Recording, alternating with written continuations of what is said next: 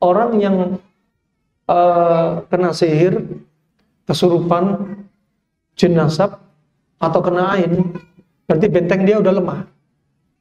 Ya, jin bakal ngikuti dia.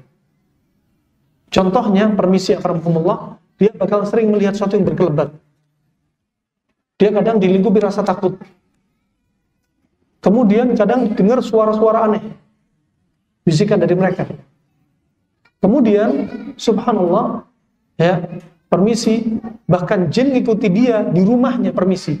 Ketika rumah ini orang rumah keluar semua, balik ke rumahnya, didapati kadang bau bangkai, kadang bau pipis, kadang permisi, saya dapati berkali-kali rumah yang diganggu jin, karena rumah itu benteng lemah, jauh dari Al-Quran, orangnya sakit gara-gara non medis, saya dapati permisi, kloset itu penuh dengan tinja. Permisi. Padahal orang pada keluar semua. Gak ada yang tinggal di situ. Ini apa? Jin meninggalkan beban, jejak atau bekas. Ya, layaknya kucing, anjing untuk menandai daerah kekuasaan, dikasih pipis dan tinja mereka. Tikus juga demikian. Nah, jin juga demikian. Berikutnya, rahimakumullah jami'an, berikutnya hewan-hewan yang dianjurkan dibunuh keluar. Ya, sebagian masyayikh yang menyebutkan hewan yang dianjurkan dibunuh seperti tikus bakal banyak di rumah itu. Ya, kalau saya tanya ibu ini, ibu kan bakal bilang, iya tak, ada banyak. Bahkan saya dapati ada orang kena satu penyakit dari penyakitnya ini keluar sampai malam itu, hampir setiap malam tikus itu 50 tikus. Itu nggak wajar banget. Mendingan benteng rumah itu sudah lemah. Kemudian cicak, kecoa, lipan, kalajengking. Berikutnya, ini nggak disebutin dalil, tapi tajrubah, boleh mendiagnosa. Kemudian apa? Rumah itu lampunya sering putus. Di orang yang kena, kalau ibu ini yang kena, si penanya ini kena, kemarin waktu kami sebelum sampai Bali, di daerah Lombok, sama. Apa kata anda ini ada? Ada. Ternyata apa? Kamarnya sampai retak menganga, bukan retak rambut. Dan di kamarnya itu bocor, ditempel berapa kali bocor. Banyak cicak.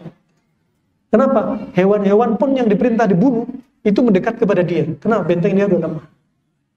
Ya, kadang ada yang tanahnya ambles, ada yang naik. Ini bukan khurafat, tapi dari tajrubah.